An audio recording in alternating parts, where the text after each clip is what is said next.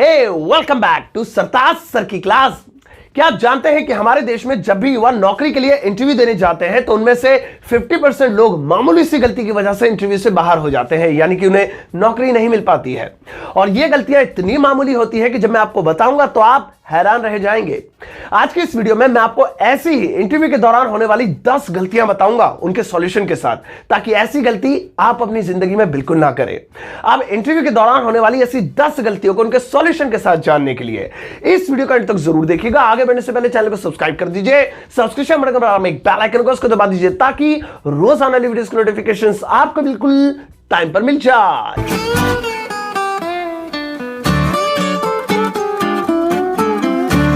तो चलेगा, शुरुआत करते हैं इस वीडियो की और जानते हैं इंटरव्यू के दौरान होने वाली 10 कॉमन मिस्टेक्स उनके सॉल्यूशन के साथ। लेकिन आगे बढ़ने से पहले मैं आपको कैम्बली नाम के कमाल के मोबाइल एप्लीकेशन के बारे में बता देता हूं, और यह एप्लीकेशन आपके इंटरव्यू में बहुत काम आ सकता है।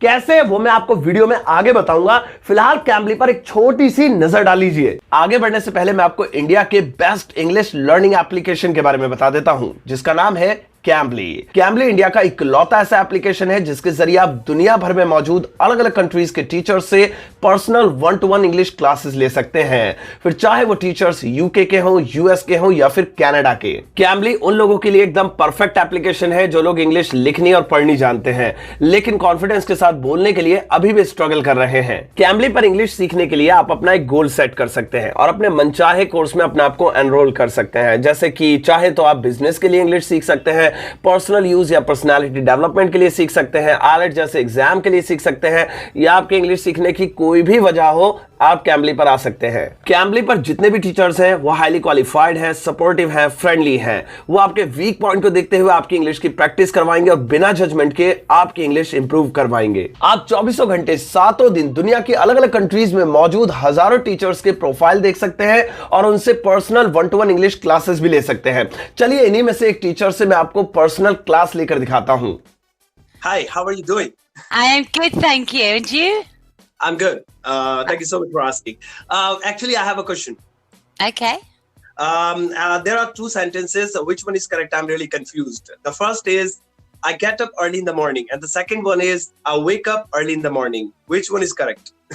They're both correct. Both are correct. Yes, yes. So I can use either I get up early in the morning or I wake up early in the morning. Yes, they're both fine. Okay. Thank you so much. No problem. Cambly पर teacher से बात करने के लिए आप Cambly का subscription ले सकते हैं, जैसे कि मंथली, क्वार्टरली या फिर ईयरली। लेकिन आपके लिए कमाल का ऑफर है। अगर आप मेरा प्रोमो कोड सरताज न्यू यूज करते हैं तो आपको किसी भी 3 महीने वाले सब्सक्रिप्शन पर 25% का ऑफ मिल जाएगा। सो हरी अप। अधिक जानकारी के लिए डिस्क्रिप्शन में लिंक देखें। तो देख लिया आपने, है ना कमाल का एप्लीकेशन। अब चलिए एक एक करके वो 10 मिस्टेक्स जानते हैं जो हम इंटरव्यू के टाइम पर करते हैं, उनके सॉल्यूशन के साथ। अब सबसे पहले इस सेंटेंस पर नजर मारो। लिखा है my self Sartaj. Myself सरताज, ये बहुत ज्यादा कॉमन और सबसे ज्यादा यूज होने वाला फ्रेज है जो इंटरव्यू के टाइम पर लोग अक्सर करते हैं। जब भी अपना इंट्रोडक्शन देते हैं, उसकी शुरुआत करते हैं तो क्या बोलते हैं? Myself Sartaj, myself Rahul, myself Arif, myself Ram. लेकिन क्या आप जानते हैं कि जैसे ही आप myself Rahul, myself Sartaj बोलते हैं तो इंटरव्यू लेने वाले को पता चल जाता है कि आपकी इंग्लिश वीक है, क्योंकि यह वाक्य बिल्कुल गलत है। इसे अवॉइड कीजिए। बल्कि सही वाक्य होता है I am Sartaj, I am Rahul, I am Ravi. तो नेक्स्ट टाइम जब भी आप इंटरव्यू के लिए जाएं और अपना इंट्रोडक्शन दें तो माई सेल्फ को अवॉइड करें, क्योंकि ये एक अन इंग्लिश वर्ड है, यानी कि इंग्लिश में इसका इस्तेमाल नहीं होता है। आओ अब नेक्स्ट वाली मिस्टेक देखें, और नेक्स्ट वाला है आई एम सरताज। अब आप कहेंगे अभी अभी तो आपने बताया था कि माई सेल्फ सरताज के बजाय I am Sartaj, I am Rahul, I am Ravi, ये बोलना बेटर है। अब ये गलत कैसे बोल दिया आपने, मैं समझाता हूं, ध्यान से सुनिए। असल में जब भी आप अपना इंट्रोडक्शन देना शुरू करते हैं और आप बोलते हैं I am Rahul, I am Sartaj वगैरह वगैरह, जो भी आपका नाम है, तो ठीक है। लेकिन अगर आप गौर करेंगे कि एचआर यानी कि जो इंटरव्यू लेने वाला है उसके हाथ में आपका रिज्यूमे है, या फिर उसने आपका नाम लेकर ही कहा है आपसे अपना इंट्रोडक्शन देने के लिए, जैसे मुझसे सामने वाले ने कहा Sartaj tell me something about yourself, अपने बारे में कुछ बताइए, सरताज नाम लेकर कहा है, तो फिर यह बोलना बिल्कुल गलत है, क्योंकि सामने वाले को नाम ऑलरेडी पता है। तो मैं क्यों बोलूं आई एम सरताज, बल्कि इसके बजाय मुझे बोलना चाहिए as you already know my name is Sartaj. As you already know my name is Sartaj, यानी कि जैसा कि आप पहले से ही जानते हैं मेरा नाम सरताज है। तो अगर आप देख रहे हैं कि उन्होंने आपका नाम नहीं लिया है या उनके पास उनके सामने आपका रिज्यूमे नहीं रखा है, जो कि रखा होता है, नहीं रखा है, तो ऐसी कंडीशन में आप शुरुआत कीजिए आई am Sartaj, I am Rahul. और अगर रखा हुआ है या आपका नाम लेकर उन्होंने आपको पुकारा है तो आप कहिए एज यू ऑलरेडी नो, जैसा कि आप पहले से ही जानते हैं माय नेम इज सरताज या आई एम सरताज। ये मिस्टेक भी बहुत करते हैं लोग। आइए अब नेक्स्ट वाला देखें। नेक्स्ट वाला है आई passed out graduation in 2014। I passed out graduation in 2014, यानी कि मैंने 2014 में ग्रेजुएशन पास की या ग्रेजुएट हुआ या ग्रेजुएशन की।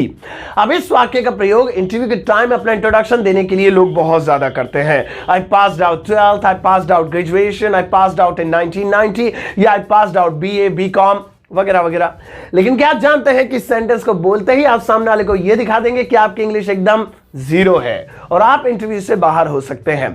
पास्ड आउट शब्द कुछ नहीं होता है इंग्लिश में, इसका यूज बिल्कुल मत कीजिए, बल्कि इसकी जगह आप बोल सकते हैं I graduated in 2014। I graduated यानी मैंने ग्रेजुएशन की 2014 में। ग्रेजुएशन करने के लिए अलग से डू, पास आउट, पास कुछ नहीं लगाते हैं, बस ग्रेजुएट शब्द ही अपने आप में वर्ब की तरह यूज हो सकता है।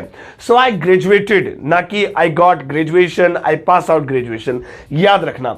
आओ अब नेक्स्ट वाला देखिए। नेक्स्ट वाला है my father name is Ram Kumar and my mother name is Sita Devi. My father name is Ram Kumar and my mother name is Sita Devi. अक्सर लोग इंटरव्यू के टाइम पर, इंटरव्यू देते टाइम अपने पेरेंट्स का भी नाम बताते हैं। मेरे पिताजी का नाम यह है, मेरी माताजी का नाम यह है, हो सकता है भाई बहनों के भी नाम बता देते हो, ऐसा होता है। लेकिन क्या आप जानते हैं कि जब भी आप इंटरव्यू दे रहे हैं तो अपने पेरेंट्स का नाम बताना जरूरी नहीं है, बल्कि बताना ही नहीं चाहिए, क्योंकि इससे आपके इंटरव्यू का कोई लेना देना नहीं होता है।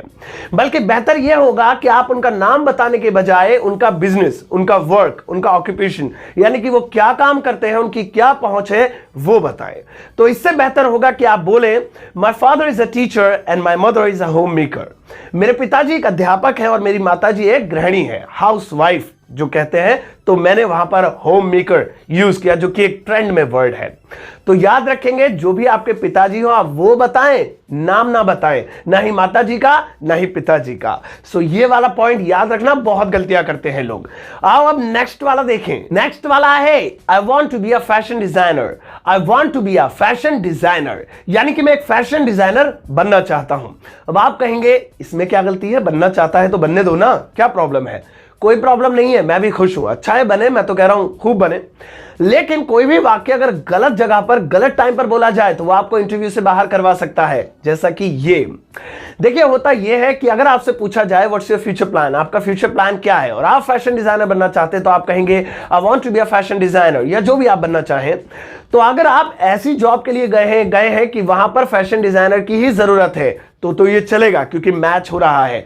और अगर आप मान लीजिए गए हैं एचडीएफसी बैंक में, वहां पर आपकी नौकरी है क्रेडिट कार्ड को सेल करने की, मार्केटिंग की, और वहां पर आपसे पूछा जाए व्हाट्स योर फ्यूचर प्लान और आप कहें I want to be a fashion designer, कहां मैच हो रहा है, कहां क्रेडिट कार्ड और कहां फैशन डिजाइनर, तो ये मिसमैच हो रहा है। सो ऐसी कंडीशन में पता चल जाएगा कि आपको इस जॉब में तो कोई इंटरेस्ट नहीं है, बल्कि आपको फैशन डिजाइनिंग में इंटरेस्ट है। तो इस बेस पर भी आप इंटरव्यू से बाहर हो सकते हैं। तो कहना मैं ये चाहता हूं कि भले ही आप फैशन डिजाइनर बनना चाहते हो, लेकिन अगर आप एचडीएफसी बैंक में गए हैं, एसबीआई में गए हैं, किसी कॉल सेंटर में गए हैं, या किसी भी तरह की जॉब में गए हैं, जॉब के लिए इंटरव्यू देने गए हैं, वहां पर अगर फैशन डिजाइनर मैच ना होता हो तो उसे मत बताओ, अपने दिल में रखो, बल्कि उससे मिलता जुलता बनाओ। और अगर आपको कुछ याद ना रहे तो आप सिंपल सा बोल सकते हो my goal is to make career with the same company.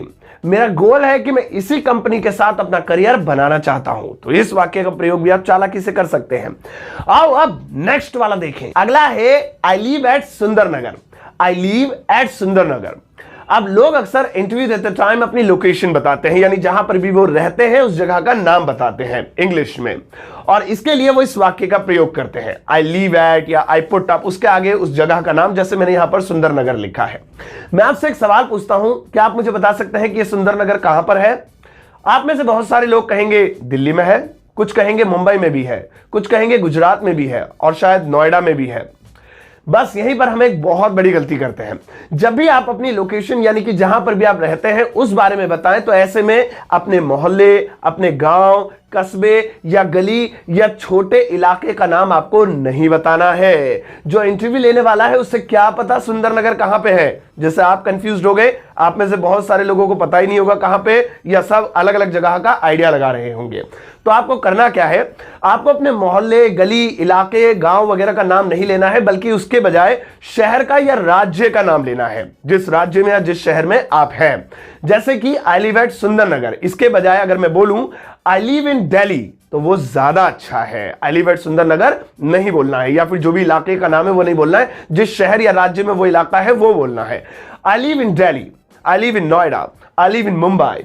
और अगर आप उसी शहर या उसी राज्य के आसपास या उसी राज्य में उसी शहर में इंटरव्यू दे रहे हैं, आसपास या उसी के अंदर, सो ऐसी कंडीशन में आपको राज्य शहर का नाम भी नहीं बताना है। ऐसी कंडीशन में आपको जोन बताना है, नॉर्थ, ईस्ट, वेस्ट, साउथ, इस तरह से। माना कि सुंदरनगर नॉर्थ ईस्ट दिल्ली में है, तो मैं ये नहीं कहूंगा आई लिव एट सुंदरनगर, बल्कि कहूंगा I live in north east Delhi. तो मैं गया नोएडा इंटरव्यू देने, अब नोएडा दिल्ली के नजदीक है, अब दिल्ली में सुंदरनगर है, तो मैं फिर भी सुंदरनगर नहीं बोलूंगा, मैं बोलूंगा नॉर्थ ईस्ट दिल्ली, क्योंकि वो दिल्ली से सटा हुआ एक इलाका है। तो याद रखेंगे, इस गलती को अवॉइड करेंगे। आओ अब नेक्स्ट वाला देखें, और नेक्स्ट वाला है because I was not getting good salary. Because, क्योंकि आई वॉज नॉट गेटिंग, मुझे नहीं मिल रही थी गुड सैलरी, अच्छी सैलरी। ये वाला कब बोलते हैं लोग, जब भी उनसे पूछा जाता है कि why did you quit your last job, आपने अपनी पिछली नौकरी क्यों क्विट की, यानी क्यों छोड़ी, तो क्या करते हैं, बुराई करना शुरू कर देते हैं। सैलरी अच्छी नहीं मिल रही थी, बॉस बहुत खड़ूस था, या वहां पर लोग अच्छे नहीं थे। ये नेगेटिव चीजें कभी नहीं बतानी चाहिए, हमेशा पॉजिटिव चीजें बतानी चाहिए। भले ही आपके साथ पिछली कंपनी में कैसा भी सलूक हुआ हो या किसी भी रीजन से आपने उसे छोड़ा हो, लेकिन पॉजिटिव चीजों को ही बताना चाहिए। जैसे आप कह सकते हैं because I want to use my skills with a multinational company, क्योंकि मैं अपने स्किल्स को एक मल्टीनेशनल कंपनी के साथ यूज करना चाहता हूं, उसका इस्तेमाल करना चाहता हूं। तो भले ही आपने पिछली जॉब किसी भी वजह से छोड़ी हो, लेकिन आप क्या कह रहे हैं कि मेरे स्किल्स इतने अच्छे हैं कि वो एक मल्टीनेशनल कंपनी नहीं थी, और जिस कंपनी में मैं इस वक्त बैठा हूं, आपके सामने इंटरव्यू दे रहा हूं, मैं अपने स्किल्स को, अपनी पढ़ाई लिखाई को, अपनी क्वालिफिकेशंस को, अपने एक्सपीरियंस को इसके साथ इस्तेमाल करना चाहता हूं। तो इस स्मार्ट तरीके से आप इस स्मार्ट से सवाल का जवाब दे सकते हैं। और नेक्स्ट वाला है I like to read historical books and watching Discovery channel, यानी कि मुझे ऐतिहासिक किताबें पढ़ना और डिस्कवरी चैनल देखना बहुत अच्छा लगता है।